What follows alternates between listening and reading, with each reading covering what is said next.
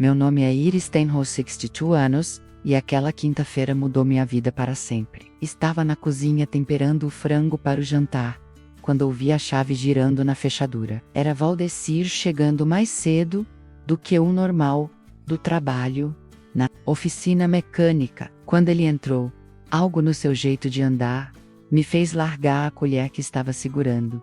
Comente se você já passou por alguma situação assim. E me fale de onde você está assistindo minha história.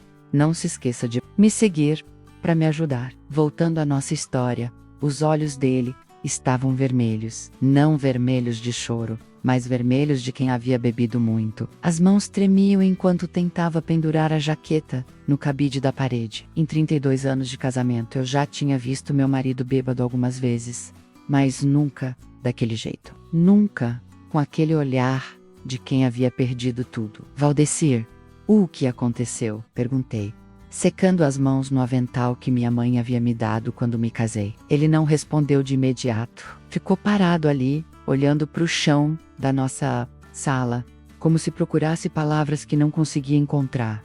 Nossa casa em Petrópolis era simples, mas era nossa. 2 quartos, uma sala pequena, cozinha com azulejos azuis que eu mesma havia escolhido, e um quintal, onde cultivava meus temperos. Cada tijolo daquela casa havia sido pago com o dinheiro que juntei, trabalhando como costureira durante anos. Costurei vestidos de festa, reformei roupas, fiz enxovais para noivas, centavo por centavo construí aquele lar. Iris, ele finalmente falou, a voz saindo embargada. Eu fiz uma coisa terrível. Senti meu estômago gelar. Conhecia meu marido havia mais de 3 décadas. Sabia quando ele estava escondendo algo, quando mentia para me proteger, quando inventava desculpas para chegar tarde. Mas aquilo era diferente. Era medo, era desespero puro. Fala comigo, insisti, me aproximando dele. O que foi que você fez? Valdecir levantou a cabeça e me olhou nos olhos pela primeira vez, desde que havia chegado. O que vi ali me assustou. Mais do que qualquer grito, qualquer discussão que já tivéssemos tido, era a cara de um homem que havia perdido tudo. Eu perdi nossa casa, ele sussurrou.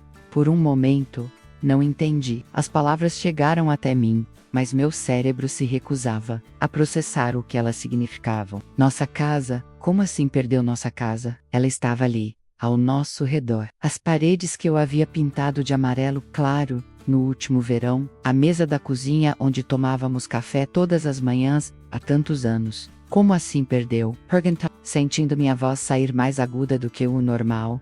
Foi então que ele me contou. Entre soluços e pedidos de perdão, Valdecir confessou que havia passado a tarde no bar do Zé Pequeno, do outro lado da cidade. Não tinha ido sozinho, estava com alguns colegas da oficina, homens que eu conhecia de vista, que às vezes vinham jantar em nossa casa nos finais de semana.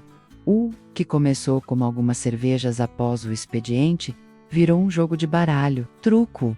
Um jogo que Valdecir sempre disse saber jogar bem. Um jogo que ele gostava de apostar pequenas quantias nos domingos, na casa do cunhado. Mas aquela tarde não tinha sido como os outros domingos. Tinha um homem lá, ele continuou, as palavras saindo atropeladas, chamado Otávio, dizia que era corretor de imóveis. Parecia gente boa, sabe, bem vestido, educado, começou apostando pouco, como a gente.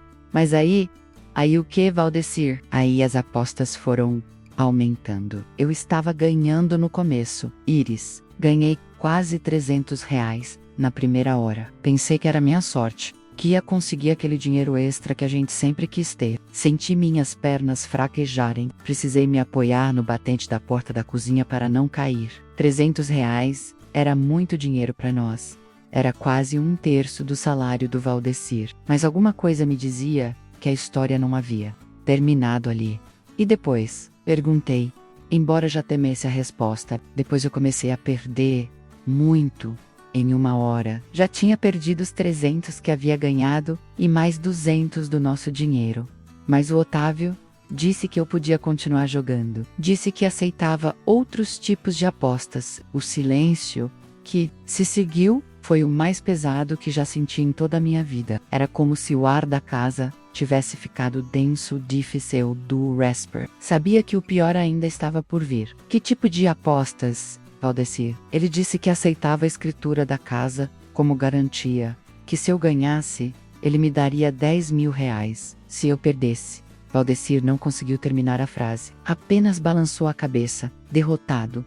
Se você perdesse, o quê? Se eu perdesse, a casa seria dele. O mundo parou. Juro que o mundo parou naquele momento. Senti como se alguém tivesse me dado um soco no estômago com toda a força. A casa. Nossa casa. O lugar onde construímos nossa vida, onde sorravamos. Passar nossa velhice. Onde eu guardava cada lembrança dos últimos 32 anos. E você perdeu. Falei. Mais como uma afirmação do que como pergunta. Valdecir assentiu. E foi nesse momento que ele começou a chorar de verdade. Não eram lágrimas silenciosas. Era um choro de desespero, de quem sabia que havia destruído tudo. Ele caiu de joelhos ali mesmo na sala, e eu apenas o observei chorar. Não conseguia chorar junto. Não conseguia gritar. Não conseguia nem mesmo me mexer. Estava em choque. Era como se estivesse assistindo aquela cena de fora. Como se não fosse comigo. Como se fosse um pesadelo, do qual eu acordaria a qualquer momento. Iris, ele implorava, entre os soluços. Me perdoa, pelo amor de Deus. Eu vou dar um jeito. Vou conversar com ele. Vou explicar que foi um engano. Já conversou? Perguntei. Minha voz saindo fria como gelo. Já tentei. Mas ele disse que um negócio é um negócio. Que a casa agora é dele. Trouxe até um papel, um contrato, fez eu assinar na frente de todo mundo. Você assinou um papel, assinei, tinha bebido muito. Iris, não estava pensando direito. Achei que ia ganhar. Sempre ganhei, jogando truco. Sempre fui bom nisso. Olhei para meu marido ali no chão, chorando como uma criança, e por um momento, não o reconheci. Aquele não era o Valdecir, que conhecia o homem que trabalhava 6 dias por semana para sustentar nossa casa, que me trouxe flores no nosso último aniversário de casamento, que sonhava em construir uma varanda nos fundos para a gente tomar chimarrão nas tardes de domingo. Quanto tempo a gente tem? Perguntei. 1 semana. Ele disse que a gente tem 1 semana para sair, 1 semana, 7 dias para sair do único lugar que eu chamava de lar, para deixar para trás a casa que construí, tijolo por tijolo, móvel por móvel, sonho por sonho. 1 semana para me despedir de tudo. Fui até a janela da sala e olhei para a rua. Era fim de tarde e algumas crianças brincavam na calçada em frente. Dona Maria, nossa vizinha, regava as plantas na varanda.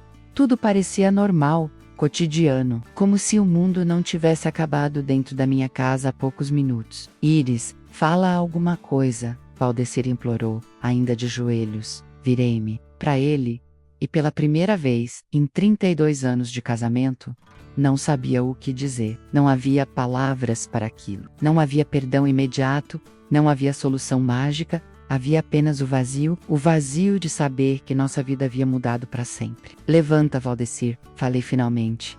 Vai tomar um banho. A gente precisa pensar no que fazer. Ele se levantou devagar, como um homem de 80 anos, embora tivesse apenas 59. Quando passou por mim a caminho do banheiro, tentou tocar meu braço, mas eu me afastei.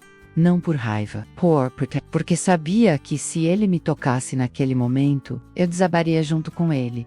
Enquanto ouvia o barulho do chuveiro ligando, fiquei ali parada na sala, olhando para os nossos móveis, o sofá que compramos prestado quando nos casamos, a estante com os livros que eu lia nas horas vagas, as fotografias na parede registrando anos de felicidade em 1 semana.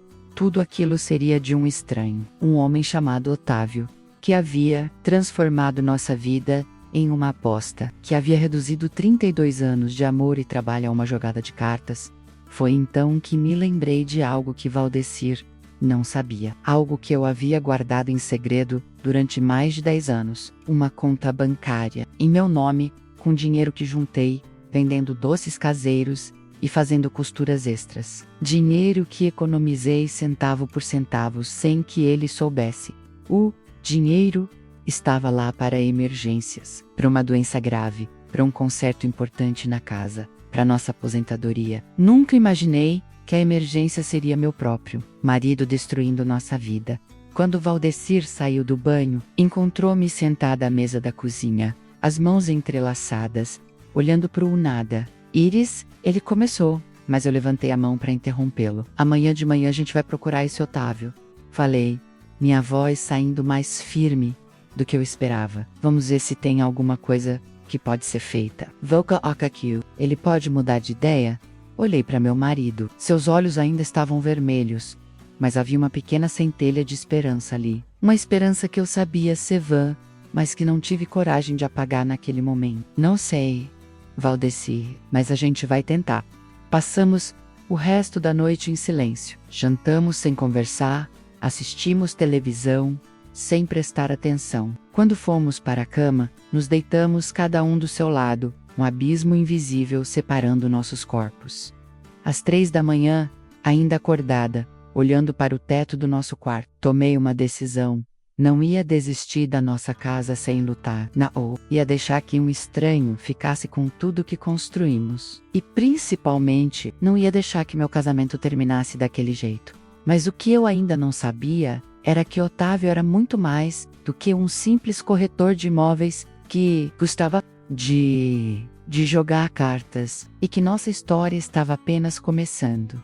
Na manhã seguinte, acordei antes do despertador tocar. Havia dormido apenas 2 horas, mas meu corpo estava tenso, alerta. Valdecir ainda dormia pesado ao meu lado, e pela primeira vez em anos, não senti vontade de acordá-lo com um beijo na testa. Em vez disso, levantei-me em silêncio e fui preparar café enquanto água. Aquecia no fogão, olhei pela janela da cozinha para nosso quintal. As mudas de manjericão que plantei na primavera passada estavam crescendo bonitas. A roseira que ganhei da minha cunhada no Natal estava carregada de botões. Uma semana, tudo aquilo seria de outro. Bom dia, Valdecir apareceu na porta da cozinha, já vestido para o trabalho. Parecia ter envelhecido 10 anos durante a noite. Bom dia, respondi, servindo café para nós dois. Você vai trabalhar hoje? Vou ter que ir? Não posso faltar. A gente precisa de todo centavo agora. Sentamos à mesa em silêncio. O café estava amargo, mas nenhum de nós reclamou. Era como se até o sabor da comida tivesse mudado depois da descoberta da noite anterior. Iris, Valdecir quebrou o silêncio. Eu estive pensando a noite toda, talvez a gente possa pegar um empréstimo no banco, ou vender alguma coisa, ou onde esse Otávio mora? Cortei ele no meio da frase. O quê? Você sabe onde ele mora? Trabalha. Qualquer informação sobre...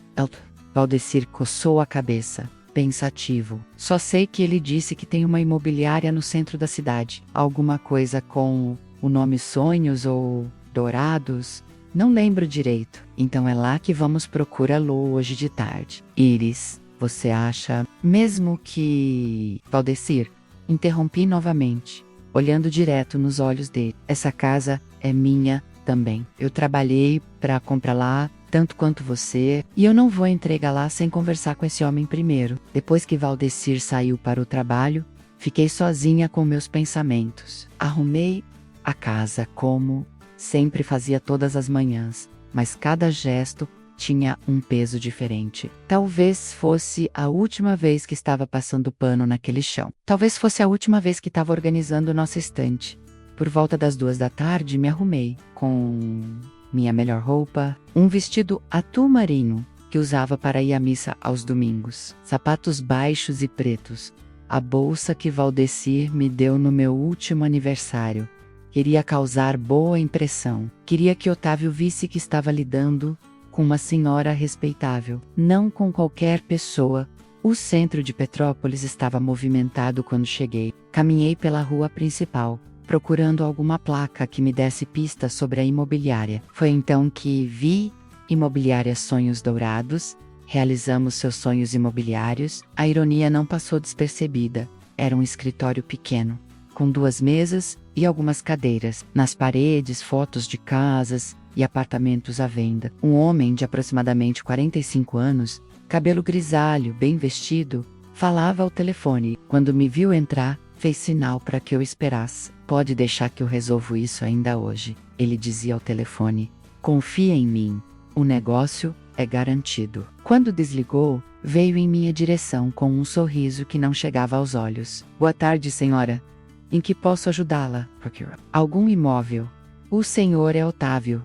Sou eu mesmo, Otávio Mendonça, para servi-la. Meu nome é Iris, sou esposa do Valdecir. O sorriso dele vacilou por um segundo, mas logo voltou ao lugar, como se ele tivesse rapidamente calculado a situação e decidido como reagir. A senhora é a esposa do Valdecir. Sinto muito mesmo pela situação.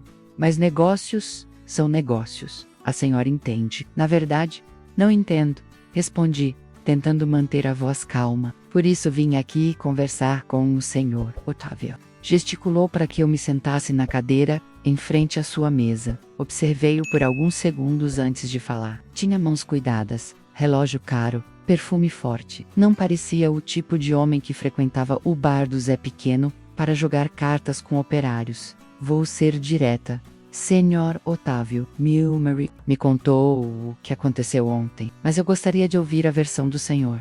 Olha, Dona Iris, seu marido é um homem adulto. Ninguém obrigou ele a apostar nada. Ele quis jogar, perdeu e agora tem que arcar com as consequências. Ou o senhor costuma aceitar casas como aposta em jogos de cartas? A pergunta pareceu incomodá-lo. Ele se mexeu na cadeira e demorou alguns segundos para responder. Olha, eu aceito garantias reais para negócios importantes. Sua casa vale bem mais do que 10 mil reais. Seu marido estava ciente disso. E o senhor estava ciente de que meu marido havia bebido muito antes de fazer essa aposta? Isso não é problema meu, Dona Iris. Eu não obriguei ninguém a beber. Ficamos nos encarando por alguns segundos. Havia algo no jeito dele que me incomodava profundamente. Uma frieza, uma calculação fria por trás de cada palavra. Era como se estivesse falando com um predador. Senhor Otávio, essa casa representa a vida inteira de trabalho de duas pessoas. O senhor não tem família? Não consegue imaginar o que significa perder tudo de uma hora para outra? Tenho família sim. E é justamente por isso que sei o valor dos negócios. A vida é dura, Dona Iris. Quem não se adapta, se prejudica. Quanto o senhor quer pela casa? A pergunta saiu da minha boca antes que eu pudesse pensar melhor. Otávio arqueou as sobrancelhas, claramente surpreso. Como assim? Quanto o senhor quer em dinheiro para devolver nossa casa? Dona Iris, a casa agora é minha. Por direito, seu marido assinou um contrato na frente de testemunhas.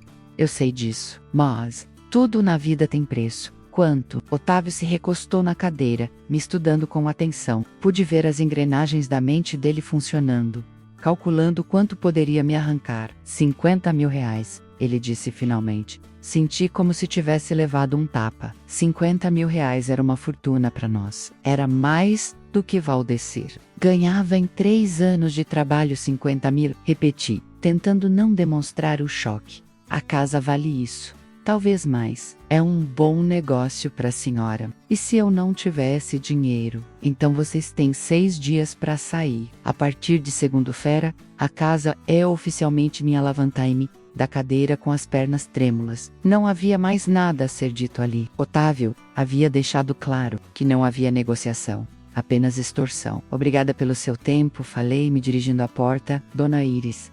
Ele me chamou quando eu já estava saindo. Se mudar de ideia sobre os 50 mil, me procure. Mas a oferta tem prazo de validade. Saí dali com o coração disparado. 50 mil reais. Onde eu arranjaria tanto dinheiro, mesmo com minhas economias secretas? Não chegava nem perto dessa quantia. Caminhei pelas ruas de Petrópolis sem destino, tentando processar a conversa. Havia algo muito errado com toda aquela situação. Otávio não parecia um homem que jogava cartas por diversão. Parecia alguém que fazia disso um negócio. Foi então que decidi fazer algo que nunca havia feito antes. Em vez de voltar para casa, fui direto ao bar do Zé Pequeno. Precisava falar com as pessoas que estavam lá na noite anterior. Precisava entender melhor o que havia acontecido. O bar era um lugar pequeno e escuro, com algumas mesas de madeira, e o cheiro forte de cerveja. Zé Pequeno, um homem baixinho e careca de uns 50 anos, estava limpando copos atrás do balcão. Boa tarde, cumprimentei. O senhor é o Zé Pequeno. Sou eu. A senhora quer alguma coisa? Sou esposa do Valdecir. O senhor lembra dele? Esteve aqui ontem à tarde. O rosto do Zé mudou completamente. Ficou sério, quase preocupado. Dona Iris, sinto muito pelo que aconteceu. Seu marido é um bom homem. O senhor viu o jogo? Vi sim. Ainda tentei avisar seu marido que não era boa ideia apostar tão alto. Mas ele não me ouviu e... Esse Otávio? O senhor o conhece? Zé Pequeno olhou ao redor, como se certificando-se de que ninguém estava ouvindo. Dona Iris, posso falar uma coisa em particular com a senhora? Assenti, e ele fez sinal para que eu me aproximasse do balcão. Esse Otávio não é a primeira vez que aparece aqui, já veio outras vezes. Sempre com a mesma história. Joga com operários, pessoal mais simples, e sempre acaba ganhando algo valioso. Como assim? O Antônio, que trabalha na construção civil, perdeu a moto para ele há 2 meses. O seu Benedito perdeu a caminhonete. Sempre a mesma coisa. Começam ganhando, depois perdem tudo. Senta. Um arrepio subi pela espinha. O senhor acha que o jogo é marcado? Eu não posso provar nada, Dona Iris, mas é muita coincidência, não acha? Saí do bar com mais dúvidas do que respostas. Otávio não era apenas um corretor de imóveis que gostava de jogar. Era alguém que fazia disso um negócio sistemático. Mas como provar isso? Quando cheguei em casa, Valdeci já estava lá, sentado na varanda com a cabeça entre as mãos. Como foi no trabalho? Perguntei, sentando ao lado dele. Terrível. Não consegui me concentrar em nada. Iris, eu falei com os colegas. Eles disseram que conhecem o Otávio, que ele já fez isso com outras pessoas. Eu sei. Hoje, Valdecir levantou a cabeça, surpreso. Foi atrás dele, sozinha fui, e descobri algumas coisas interessantes. Contei para ele sobre minha conversa com o Otávio, e depois com o Zé Pequeno. Valdecir foi ficando cada vez mais pálido, conforme eu falava. Então ele me enganou mesmo, murmurou. Eu fui um idiota. Você foi enganado, Valdecir. Tem diferença. Mas o que a gente pode fazer? Mesmo sabendo disso, ele tem um papel assinado, tem testemunhas. Foi então que tomei uma decisão que mudaria tudo. Valdecir, eu preciso te contar uma coisa que você não sabe. Ele me olhou com curiosidade misturada com medo. Eu tenho dinheiro guardado. Dinheiro que você não sabe que existe. Como? Assim, durante todos esses anos, eu guardei parte do que ganhava com costuras e doces. Tenho uma conta no banco que você não conhece. Valdeci ficou em silêncio por alguns segundos, processando a informação. Quanto? 15 mil reais. Não era mentira, mas também não era toda a verdade. E na realidade eu tinha 23 mil, mas preferi guardar alguns milhares para emergências futuras. Iris, por que você nunca me contou isso? Porque sabia que um dia podíamos precisar. E esse dia chegou, mas 15 mil não é suficiente para os 50 mil que ele quer. Eu sei, mas é um começo. E tem uma coisa que você precisa saber, Valdeci. Eu não vou usar esse dinheiro para enriquecer o Otávio. Vou usar para descobrir quem ele realmente é e como provar que ele nos enganou. Quando o sol se pôs naquela sexta-feira, estávamos sentados em nossa varanda, de mãos dadas pela primeira vez desde a confissão terrível da noite anterior. Não porque tivesse perdoado completamente meu marido, mas porque havia entendido que nós dois éramos vítimas de algo muito maior. E eu estava determinada a descobrir exatamente o que era. O fim de semana passou como um borrão de desespero. E preparativos. Segunda-feira chegou rápido demais, e às 8 da manhã, Otávio estava na nossa porta com 2 homens enormes e um caminhão. Bom dia, Dona Iris, ele disse com aquele sorriso falso. Espero que vocês tenham aproveitado bem os últimos dias na casa. Valdeci tentou argumentar uma última vez, mas Otávio apenas balançou a cabeça e mostrou os papéis que meu marido havia assinado. Não havia mais nada a ser feito. Pelo menos não naquele momento. Em 2 horas nossa vida inteira estava empilhada na calçada. Roupas, móveis, fotografias, panelas, lembranças de uma vida inteira. Os vizinhos observavam à distância, alguns com pena, outros com curiosidade mórbida. Dona Maria chorou quando nos viu saindo. Vocês podem ficar na minha casa por alguns dias? ela ofereceu, mas eu recusei com educação. Não queria ser um peso para ninguém. Além disso, tinha um plano que precisava executar longe dos olhos conhecidos da vizinhança. Valdecir conseguiu alugar um pequeno depósito para guardarmos nossos móveis. O resto, o essencial para sobreviver, colocamos em 2 malas grandes. E assim, pela primeira vez em 32 anos, eu e meu marido ficamos sem teto. A primeira noite, dormimos num banco da Praça Central de Petrópolis. Eu me deitei usando minha bolsa como travesseiro. Valdecir se encolheu do meu lado. E ficamos ali, 2 idosos tentando entender como nossa vida havia chegado naquele ponto. Iris, eu vou arrumar um jeito. Valdecir sussurrou no escuro. Vou pegar uns trabalhos extras. Vou, murmurei. Agora, a gente precisa dormir. Mas eu não conseguia dormir. Ficava olhando para as estrelas, pensando no dinheiro escondido na minha conta bancária e no plano que estava formando na minha cabeça. Otávio achava que tinha ganhado, mas ele não conhecia Iris Conceição Santos. Na manhã seguinte, enquanto Valdecir foi trabalhar, tentando manter alguma normalidade, eu comecei minha investigação. Primeira parada: o cartório de registro de imóveis. Queria saber mais sobre as propriedades que estavam no nome de Otávio. A funcionária do cartório, uma moça jovem e simpática, me ajudou a pesquisar. O que descobri me deixou ainda mais revoltado. Nos últimos 2 anos, Otávio havia registrado 7 propriedades em seu nome, todas transferidas por pessoas físicas, todas por valores muito baixos. Isso é estranho, comentou a funcionária. Normalmente, quando alguém vende uma casa por valor tão baixo, é porque está com dívidas ou em situação desesperadora. Ou porque foi enganada, murmurei. Minha segunda parada foi a Receita Federal. Queria saber mais sobre os negócios de Otávio. Ali descobri que ele tinha 3 empresas registradas: a imobiliária, uma empresa de consultoria e uma de entretenimento. A empresa de entretenimento me chamou a atenção. Por que um corretor de imóveis precisaria de uma empresa de entretenimento? No terceiro dia, dormindo na rua Concheidona, a Porécida era uma senhora de 70 anos, cabelos brancos, rosto marcado pelo sol e pela vida dura. Dormia no banco ao lado do nosso, com apenas uma sacola de pertences. Primeira vez na rua, ela perguntou, notando meu jeito ainda desajeitado de me acomodar no banco. Respondi.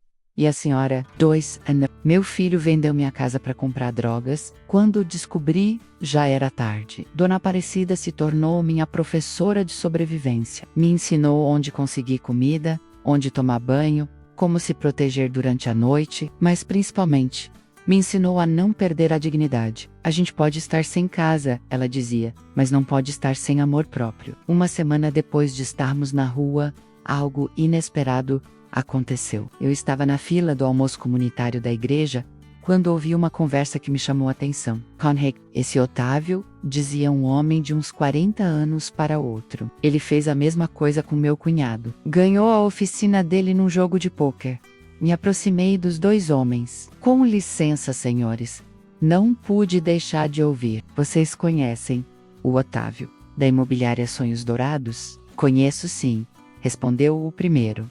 Sou o Herculano. E a senhora Iris? Ele ficou com minha casa também. Herculano era um homem magro, de óculos, com jeito de quem havia sido estudado. Durante nossa conversa, descobri que ele era advogado, aposentado e que também havia perdido propriedades para Otávio. O problema, explicou Herculano, é que tecnicamente ele não está fazendo nada ilegal. Os contratos estão corretos.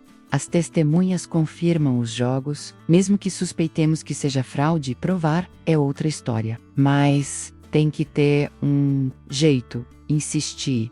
Tem, mas vai dar trabalho e vai custar dinheiro. Quanto para contratar um detetive particular que possa investigar direito? Uns 10 mil reais. Era quase metade do dinheiro que eu tinha guardado. Mas quando pensei na nossa casa, nos nossos móveis empoeirados no depósito, na humilhação de dormir na rua, soube que não tinha escolha. Se eu conseguir esse dinheiro, o Senhor me ajuda.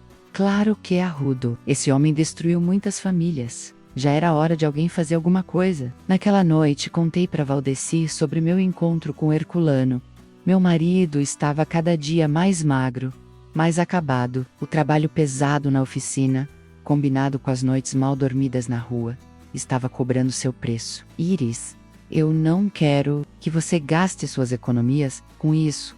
Pode dar errado. Valdecir, olha pra gente. Olha onde estamos. Pode dar mais errado que isso. Foi então que tomei uma decisão que mudaria tudo. Na manhã seguinte, fui ao banco e retirei 10 mil reais da minha conta. Era um risco enorme, mas eu estava disposta a correr.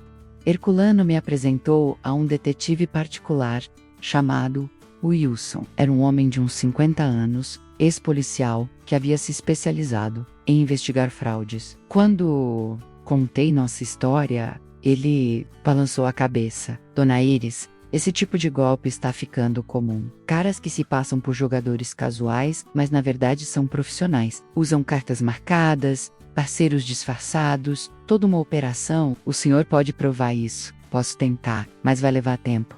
E vou precisar da ajuda da senhora. Que tipo de ajuda? Vamos ter que montar uma operação para pegar ele.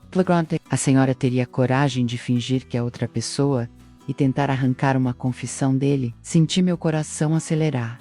Era perigoso, mas era nossa única chance. Tenho coragem, sim. Os próximos 2 meses foram os mais difíceis da minha vida. Durante o dia, eu e Wilson investigávamos Otávio. Descobrimos que ele tinha um padrão. Sempre jogava com homens de meia idade. Sempre em bares de bairros mais simples. Sempre com as mesmas testemunhas. À noite, eu voltava para a rua, para meu banco na praça, para meu marido, que estava ficando cada dia mais desesperado. Valdecir não sabia de todos os detalhes da investigação. Eu temia que ele fizesse alguma bobagem, se soubesse que estávamos tão perto de descobrir a verdade. Foi numa tarde de quinta-feira que tivemos nosso primeiro grande avanço. Wilson conseguiu filmar Otávio marcando cartas antes de um jogo. Não, era prova suficiente ainda, mas era um começo. Agora precisamos de mais, disse Wilson. Precisamos pegar ele confessando ou cometendo a fraude na nossa frente. Como? Vamos armar um jogo. Você vai se passar por uma viúva rica que tem uma propriedade para apostar. Vamos ver se ele morde a isca. A ideia me apavorou, mas era a nossa melhor chance. Passei uma semana inteira ensaiando minha nova identidade. Helena Rosa da Silva, viúva de um empresário, dona de uma casa no bairro nobre de Petrópolis. A senhora tem certeza de que quer fazer isso? Wilson perguntou na véspera da operação. Olhei pela janela de seu escritório. Lá embaixo, na praça, podia ver o banco onde eu e Valdecir dormíamos todas as noites. Podia ver Dona Aparecida organizando seus poucos pertences. Podia ver a vida que eu não queria para nós. Tenho certeza, respondi. Na sexta-feira seguinte, entrei no bar do Zé Pequeno, vestida com minha melhor roupa, cabelo arrumado no salão, interpretando uma mulher que eu nunca havia sido. Otávio estava lá, como Wilson havia previsto. Quando me viu, seus olhos brilharam. Uma nova vítima havia entrado em seu território.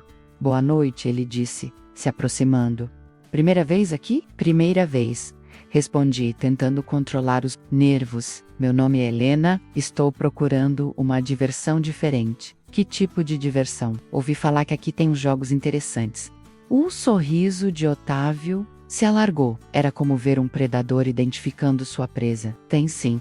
E coincidentemente hoje é uma noite especial. Que tal a senhora se juntar à nossa mesa? Quando me sentei naquela mesa de jogo, com as cartas sendo distribuídas, sabia que não estava apenas apostando dinheiro. Estava apostando nossa única chance de recuperar nossa vida. E Otávio não fazia ideia de que a viúva rica sentada à sua frente era a mesma mulher que ele havia colocado na rua 3 meses antes. O jogo começou exatamente como Wilson havia previsto. Otávio me fez ganhar as primeiras rodadas, fazendo-me acreditar que eu tinha sorte. Em 2 horas, eu havia ganhado quase R$ 1.000. Meu coração batia forte, mas eu precisava manter a atuação. A senhora tem muita sorte, comentou Otávio, distribuindo as cartas novamente. Deve ter nascido em berço de ouro. Não exatamente, respondi, seguindo o roteiro que Wilson e eu havíamos ensaiado. Mas meu falecido marido me deixou bem de vida. Uma casa grande na Rua das Hortênsias, umas economias, vi os olhos dele brilharem com interesse. A Rua das Hortênsias era conhecida por ter as casas mais caras de Petrópolis. Que maravilha! Deve ser uma responsabilidade muito grande cuidar de tanto patrimônio, sozinha. É mesmo. Às vezes penso em me desfazer de algumas coisas. A casa é grande demais para uma pessoa só. Durante as próximas rodadas, deixei que ele aumentasse gradualmente as apostas. Como esperado, comecei a perder. Primeiro foram os R$ 1.000 que havia ganhado. Depois mais 500 que eu havia levado. Que azar! Murmurou Otávio, mas seu tom não tinha nada de lamentação. A sorte é assim mesmo. Vai e vem. Tenho mais dinheiro no carro, menti. Posso buscar? Não preciso se incomodar, ele disse rapidamente. Entre pessoas de bem, a gente pode aceitar outras garantias. A senhora disse que tem uma casa na Rua das Hortênsias. Aquele era o momento. O gancho que estávamos esperando. Tenho sim, número 847, por quê? Bem, se a senhora quiser continuar jogando, posso aceitar a escritura como garantia. Só temporário. É claro, quando a senhora quiser, pode quitar o débito e recuperar o documento Fing Hesiter, como uma pessoa normal faria. Não sei. É minha única casa. Senhora Helena, vou ser sincero com a senhora. Essa casa deve valer uns R$ 200 mil. Não é? Se por acaso a senhora perdesse o jogo, o que duvido que aconteça menos, eu pagaria 50 mil pela propriedade. É muito mais do que qualquer banco daria num empréstimo, aliás, a mesma proposta que ele havia feito para dezenas de outras pessoas. Só que desta vez, estava sendo gravado 50 mil. Fingi surpresa, mas a casa vale muito mais que isso. Claro que vale, mas é o risco do jogo. Não é? Por outro lado, se a senhora ganhar, leva mais 10 mil em dinheiro. Olhei ao redor da mesa. Os outros jogadores, que eu sabia serem cúmplices dele menos, concordavam com tudo que Otávio dizia. Era um teatro muito bem ensaiado. Tá bem? Falei finalmente. Mas eu não tenho a escritura aqui. Sem problemas. A gente pode fazer um contrato simples. Vale tanto quanto a escritura. Otávio tirou uma folha de papel do bolso. Era o mesmo tipo de contrato que meu marido havia assinado meses antes. Enquanto ele escrevia, consegui fazer o sinal combinado para Wilson, que estava sentado numa mesa próxima, disfarçado de cliente comum. Pronto, disse Otávio, empurrando o papel na minha direção. É só assinar aqui e podemos continuar o jogo. Antes de assinar, falei, gostaria de entender melhor. Se eu perder, o senhor fica com minha casa por 50 mil reais? Exatamente, e se eu ganhar, a senhora leva 10 mil em dinheiro e rasga esse papel. O senhor já fez esse tipo de negócio antes? Otávio hesitou por um segundo. Algumas vezes, sempre deu certo para todo mundo. Quantas vezes? Umas poucas vezes. Quantas casas o senhor já ganhou assim? A pergunta pareceu incomodá-lo. Os outros jogadores se mexeram desconfortáveis nas cadeiras. Senhora Helena, a senhora quer jogar ou não? Não tenho a noite toda. Claro que quero, respondi, assinando o papel com o nome falso que havíamos escolhido. Só estava curiosa. Jogo recomeçou, e como esperado, Otávio começou a ganhar todas as rodadas. Era impressionante a habilidade dele. As cartas pareciam simplesmente obedecer à sua vontade. Depois de uma hora, eu havia perdido o jogo. Que pena, disse Otávio, recolhendo as cartas. Mas não se preocupe, dona Helena. A senhora vai receber os 50 mil até o final da semana. E quando posso voltar para casa? Bem, tecnicamente a casa é minha agora. Mas a senhora pode ficar até receber o dinheiro. Sou uma pessoa compreensiva. Era exatamente o que precisávamos. Ouvir a confissão clara de que ele usava aquele esquema para tomar casas das pessoas. E se eu quiser minha casa de volta? Como assim? Se eu trouxer os 50 mil reais amanhã, posso ter minha casa de volta? Otávio riu. Dona Helena, negócio é negócio. A casa, agora, é minha. Se a senhora quiser comprá-la de volta, vai ter que pagar o valor de mercado, 200 mil. Mas o senhor acabou de dizer que pagaria 50 mil por ela. Quando eu compro, ponho 50. Quando vendo, cobro 200. É assim que funciona o mercado imobiliário. Perfeito. Tinha gravado ele confessando o esquema inteiro. Bem, Me levantei da cadeira, acho que entendi como funciona o negócio do senhor. Como assim? O senhor não é um jogador casual. Isso aqui é um negócio. O senhor marca cartas, usei complices, e engana pessoas honestas para roubar suas casas. O rosto de Otávio mudou completamente. A máscara de cavalheiro caiu, revelando a verdadeira face do homem. A senhora está louca. Tá fazendo acusações muito graves. Estou mesmo. E tenho como provar. Foi então que Wilson se levantou da mesa dele e veio em nossa direção, mostrando o gravador que tinha escondido. Boa noite, senhor Otávio. Wilson Ferreira, investigador particular. Gravei toda a conversa. Otávio empalideceu. Os outros jogadores tentaram se levantar, mas Wilson fez sinal para que permanecessem sentados. A senhora não é Helena, Otávio balbuciou, me olhando com incredulidade. Não, meu nome é Iris Conceição Santos. A senhora de 62 anos, cuja casa o senhor roubou há 3 meses. O silêncio que se seguiu foi ensurdecedor. Otávio olhava de mim para Wilson, tentando entender como havia caído numa armadilha. Isso não prova nada, ele tentou se defender. Vocês me enganaram. Fizeram eu confessar sob falsa identidade. Na verdade, disse Wilson, prova bastante coisa, principalmente quando juntamos com isso aqui. Wilson mostrou um envelope cheio de fotografias. Eram imagens de Otávio marcando cartas, de seus cúmplices combinando sinais, de vítimas anteriores entrando e saindo do bar, em estados emocionais completamente diferentes. 3 meses de investigação, explicou Wilson, com 7 vítimas diferentes. Todas com a mesma história, todas enganadas da mesma forma. E tem mais, acrescentei, tirando uma folha da minha bolsa, uma lista com todos os imóveis que estão no seu nome. 7 casas, 3 terrenos, 2 lojas, tudo adquirido através do mesmo método. Otávio tentou se levantar, mas Wilson o impediu. Ainda não terminamos nossa conversa. Senta aí, não posso ser obrigado a ficar aqui. Pode sim. Até a polícia chegar. Foi nesse momento que Otávio entrou em pânico de verdade. Polícia, vocês chamaram a polícia? Ainda não, respondi. Mas vamos chamar. A não ser que o quê? A não ser que o senhor prefira resolver isso de outra forma. Otávio me olhou com interesse misturado com desespero. Que outra forma? O senhor devolve todas as propriedades que roubou, assina documentos confessando o esquema e desaparece de Petrópolis para sempre. E se eu não aceitar, aí a gente entrega todas as provas para a polícia e deixa a justiça decidir. Quantos anos de cadeia será que dá por estelionato múltiplo? Formação de quadrilha, falsificação de documentos. Wilson sorriu. Uns 15 anos, eu diria, talvez 20. Otávio ficou em silêncio por longos minutos, claramente pesando suas opções. Os outros jogadores permaneciam mudos, provavelmente calculando suas próprias chances de escapar. E se eu aceitar, ele disse finalmente. Vocês garantem que não vão me denunciar?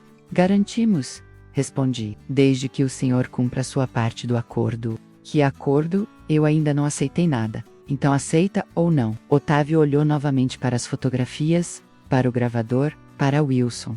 Sabia que estava encurralado.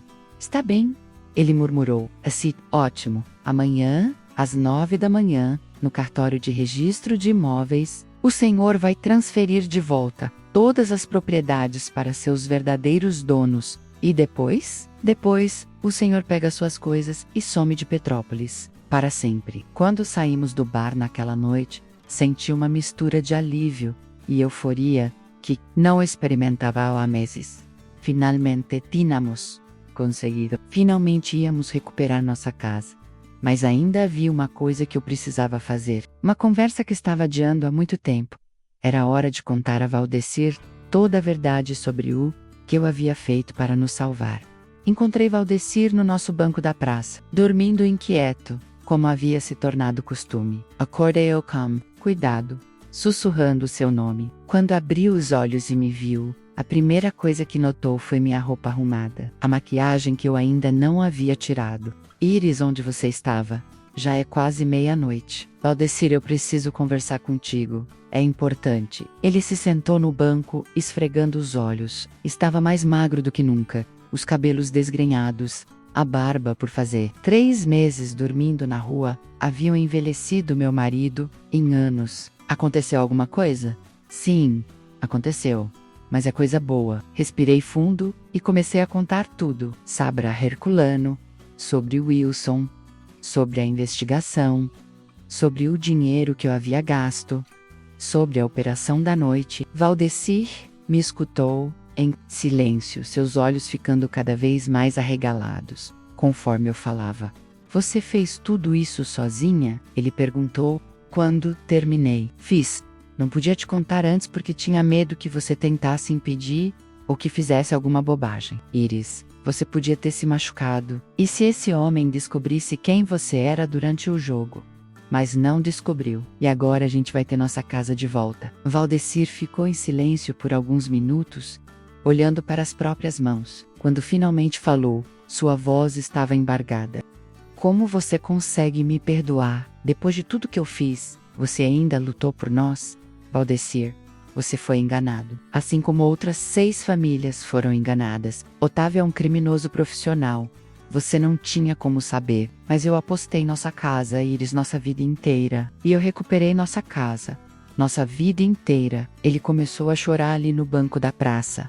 E dessa vez, deixei que suas lágrimas molhassem meu ombro. Eram lágrimas de alívio, de gratidão, de um homem que havia passado 3 meses carregando uma culpa que estava destruindo sua alma. Eu te amo tanto, ele murmurou. Não mereço você. Para de bobagem, Maurice Sim. A gente só precisa aprender com isso e seguir em frente. Na manhã seguinte, às 9 em ponto, estávamos no cartório de registro de imóveis. Otávio chegou pontualmente, acompanhado de um advogado que ele havia contratado durante a madrugada. Parecia ter envelhecido 10 anos em uma noite. Wilson também estava lá, junto com Herculano e mais 3 vítimas de Otávio que havíamos conseguido contatar. A sala estava tensa, mas havia esperança no ar. Vamos começar? Perguntou o escrivão. Durante as próximas 2 horas, assistimos Otávio assinar documento após documento, transferindo de volta todas as propriedades que havia ganhado nos últimos 2 anos. Nossa casa foi a primeira da lista. Quando o escrivão me entregou a nova escritura com nosso nome, senti minhas pernas tremerem. Depois de 3 meses, éramos proprietários novamente. Pronto, disse Otávio quando terminou de assinar tudo. Agora vocês me deixam em paz? Só depois que você sair da cidade. Respondi. Como combinado, emusimuveis minhas coisas. Você tem até amanhã para buscar o que é seu e ir embora. Otávio saiu do cartório sem olhar para trás. Seus cúmplices do jogo haviam desaparecido durante a noite, provavelmente percebendo que o esquema havia acabado. Era o fim de uma operação que havia destruído tantas famílias. No final da tarde, eu e Valdecir estávamos parados na calçada, em frente à nossa casa. A mesma casa de onde havíamos saído 3 meses antes, com nossas vidas empilhadas no caminhão. Tá pronta? Valdecir perguntou, segurando a chave na mão. Há 3 meses, respondi.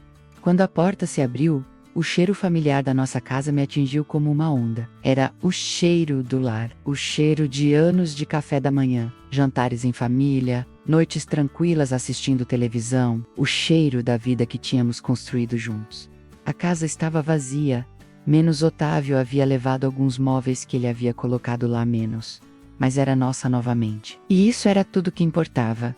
Vou buscar nossas coisas no depósito, disse Valdecir. Vamos buscar, corrigiar, juntos. No dia seguinte, começamos a remobiliá-la. Dona Aparecida, que havia se tornado uma amiga querida durante nossos meses na rua, nos ajudou com a limpeza. Herculano apareceu com sua esposa, trazendo um bolo para comemorar. Nossa volta, vocês fizeram mais do que recuperar suas casas, disse Herculano, enquanto tomávamos café na minha cozinha novamente. Vocês fizeram justiça. E agora? Perguntei. O que acontece com o Otávio? Wilson me contou que ele realmente saiu da cidade ontem à noite. Vendeu o que restava de seus bens e desapareceu. Provavelmente foi procurar outras cidades para aplicar o mesmo golpe. Não devíamos ter denunciado ele para a polícia? Podíamos ter feito isso, concordou Herculano. Mas aí as propriedades ficariam retidas como prova até o julgamento. Vocês teriam que esperar mais anos para ter suas casas de volta. Era verdade. Tínhamos escolhido a justiça prática ao invés da justiça legal. E para nós, que havíamos passado 3 meses dormindo na rua, ter nossa casa de volta era mais importante do que ver Otávio na cadeia.